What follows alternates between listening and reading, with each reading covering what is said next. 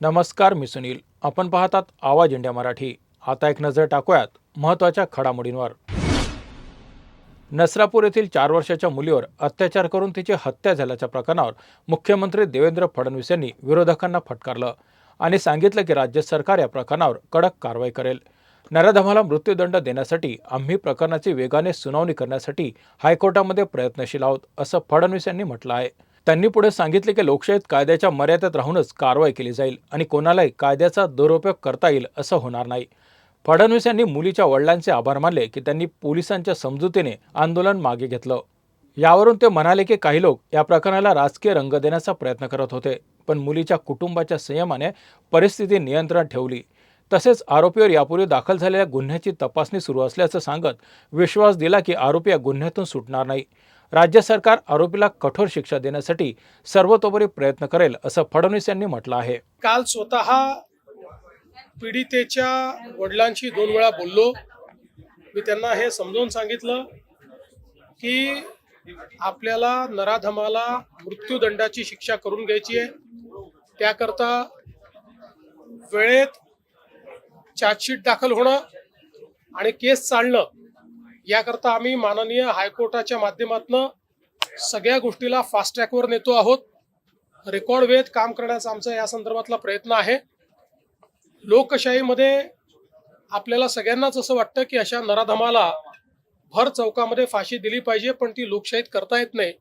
लोकशाही कायद्याने चालते, पण कोणाला कायद्याचा दुरुपयोग करता येऊ नये या दृष्टीनं कुठलाही लूपहोल न ठेवता या नराधमाला यमसदनी कसं पाठवायचं, त्याला मृत्यूदंडाची शिक्षा कशी होईल, अशा प्रकारचा संपूर्ण प्रयत्न हा राज्य शासनाच्या वतीनं त्या ठिकाणी केला जाईल.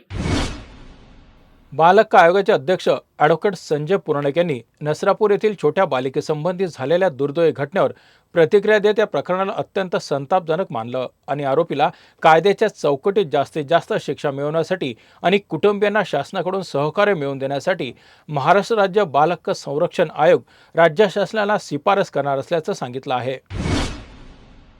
मनसे अध्यक्ष अमित ठाकरे यांनी नसरापूरमधील बलात्कार आणि हत्येच्या घटनेवर सोशल मीडियावर पोस्ट शेअर करत संताप व्यक्त केला. त्यांनी राज्यातील विविध शहरातील अशा घटनांची मालिका दाखवून कायदा आणि सुरक्षा व्यवस्था ढिसा आहे असा आरोप केला. ठाकरे म्हणाले, गुन्हेगारांना कायद्याचा धाक नाही, कारण त्यांना मंत्र्यांचा वरदहस्त आहे. त्यांनी सरकारला पोलिसांना फ्री हँड देण्याची मागणी केली आणि शक्ती कायद्याच्या अंमलबजावणीची आवश्यकता व्यक्त केली. मुंबईच्या राजकारणात सध्या होणाऱ्या फेरबदलांमध्ये शिवसेना शिंदे गटाने युवा कार्यकर्त्यांना आकर्षित करण्यासाठी विशेष प्रयत्न सुरू केले आहेत. मागठाण येथील आमदार प्रकाश सुर्वे यांच्या नेतृत्वाखाली नवनिर्वाचित नगरसेवकांच्या नेतृत्वाखाली वार्ड क्रमांक 5 आणि 3 मध्ये भाजप कार्यकर्त्यांनी मोठ्या संख्येने शिवसेना शिंदे गटात प्रवेश केला आहे. या प्रवेशाने शिवसेना शिंदे गटाला आणखी बळ मिळाले असून पक्षाच्या सामर्थ्यात वृद्धी होईल अशी ग्वाही कार्यकर्त्यांनी दिली आहे. याचाच आढावा आमचे प्रतिनिधी किरण जाधव यांनी घेतला आहे. पाहूयात. माझ्यासोबत शिवसेनेचे नगरसेवक प्रकाशदादा सुर्वे, जे मागाठाणेचे गरीबचे आमदार प्रकाशदादा सुर्वे यांचे पुत्र आहेत. राजसाहेब, काय सांगाल, आज एक युवा पिढी तुमच्याबरोबर आले? आपण बघताय संपूर्ण महाराष्ट्रामध्ये ज्या पद्धतीने एकनाथ शिंदेसाहेब काम करत आहेत, श्रीकांत शिंदेजी आणि पूर्वेशभाई सरनाईक हे युवा सैनिकांपर्यंत पोहोचत आहेत, त्यांच्या समस्या जाणून घेत आहेत. तर त्या युवा सैनिकांना सुद्धा कुठेतरी आपलंसं वाटणारं नेतृत्व त्या ठिकाणी निर्माण झालेलं आहे संपूर्ण महाराष्ट्रामध्ये. आणि आज मागाठाणे मतदारसंघामध्ये सुद्धा हर्षल दळवी यांच्या अध्यक्षतेखाली आणि आमच्या शैलेश यादव आणि राहुल यांच्या नेतृत्वात आज या ठिकाणी शेकडो युवा सैनिकांचा, तरुणांचा प्रवेश हा आपल्या शिवसेनेमध्ये, युवासेनेमध्ये झालेला आहे. आणि मला असं वाटतं कुठेतरी त्यांनासुद्धा, आमच्या मागाठाणे मतदारसंघातल्या तरुणांनासुद्धा विश्वास आहे की आमदार प्रकाशदादा सुर्वे यांच्या कार्यालयापर्यंत पोहोचलो, राज सुर्वेपर्यंत पोहोचलो तर निश्चित त्या लोकांना त्यांची जी काही कामं आहेत, अडचणी आहेत, त्यामध्ये ठामपणे उभं राहणारं हे मागाठाण्याचं एक प्रकारचं नेतृत्व या ठिकाणी दिसून येत आहे. आणि ह्यांचा जो विश्वास आहे त्याला निश्चित कुठेच तडा जाऊ देणार नाही. शेवटी संघटना वाढवण्याचा प्रश्न आहे, तर शक्य होईल तेवढं ग्राउंड लेवलला राहून आम्ही काम करत आहोत. आता येणाऱ्या भविष्यामध्ये सुद्धा ज्या पद्धतीने BLA आणि BLOची नेमणूक करण्यात आलेली आहे त्याच्यामध्ये सुद्धा युवासेनेने एकदम सक्रिय सहभाग घेतलेला आहे. आणि भविष्यात समाजसेवेसाठी सुद्धा ही सर्व तरुण मुलं सज्ज राहणार आहेत. काय गवाही द्याल, एवढे लोक तुमच्याबरोबर सामील झाले आहेत, कशा प्रकारे तुम्ही त्यांच्या काम कराल आणि कसा त्यांना विश्वास द्याल? हे सर्व युवक आहेत, हे सर्व तरुण आहेत आणि तरुणांचे बेसिक प्रश्न काय असतात तर रोजगार असतो.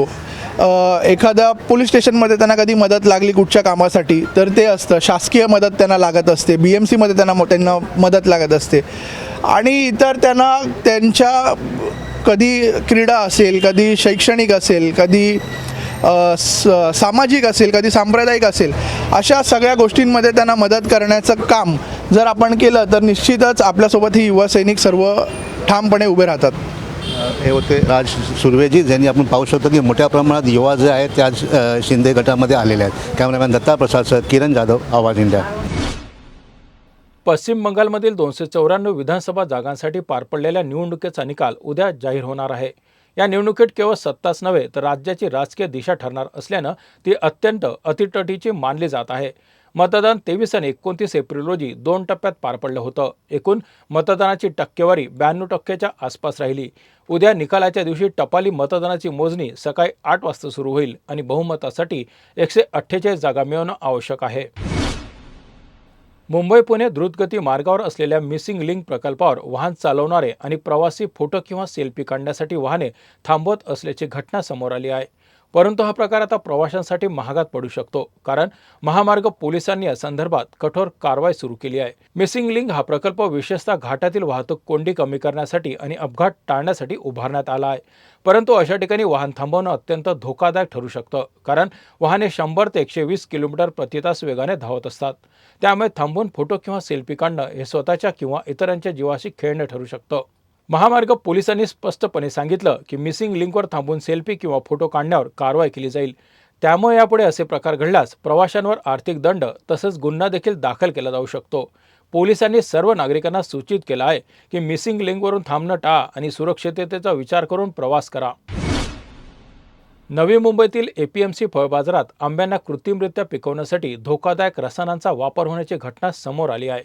काही व्यापारी आंब्यांना लवकर पिकवण्यासाठी केमिकल्स फवारत असल्याचं उघड झालं, ज्यामुळे आरोग्याचे गंभीर धोके निर्माण होऊ शकतात. या माहितीच्या आधारे अन्न आणि औषध प्रशासन आणि APMC प्रशासनाने एकत्रित कारवाई करत बाजारात छापा टाकला. संशयित व्यापाऱ्याकडून आंब्याचे नमुने जप्त करून ते तपासणीसाठी प्रयोगशाळेत पाठवले गेले आहेत. अहवाल आल्यानंतर दोषींवर कठोर कारवाई केली जाईल असं अधिकाऱ्यांनी स्पष्ट केलं. या घटनेमुळे नागरिकांमध्ये चिंता वाढली असून सुरक्षित अन्न पुरवठ्याबाबत प्रशासनाला अधिक जागरूक राहण्याची गरज आहे. संजय गांधी नॅशनल पार्क बोरोली येथील मॉर्निंग वॉक पाससाठी फी वाढीवर महाराष्ट्र नवनिर्माण सेनेनं तीव्र आक्षेप नोंदवला आहे. मनसे महासचिव नयन कदम यांच्या नेतृत्वाखाली मनसे कार्यकर्त्यांनी या वाढीव फीचा विरोध करत फॉरेस्ट विभागाच्या अधिकाऱ्यांना सवाल केला. त्यांनी ही वाढ कोणाच्या आदेशावर आधारित आहे आणि ती ऑक्सिजन टॅक्सचं उदाहरण आहे का असा प्रश्न उपस्थित केला. नयन कदम यांच्या मते पार्कमध्ये सुविधांची कमतरता असून नागरिकांना अधिक किमतीची सेवा मिळवण्याऐवजी कमी दर्जाची सेवा दिली जात आहे. मनसे कार्यकर्त्यांनी निवेदन देऊन या वाढीव फीला त्वरित स्थगिती करण्याची मागणी केली आहे. प्रशासनाने याकडे दुर्लक्ष केल्यास मनसेने आंदोलनाचा इशारा दिला आहे. या बातमीपत्रात इथेच थांबत आहोत. पाहत राहा आवाज इंडिया मराठी.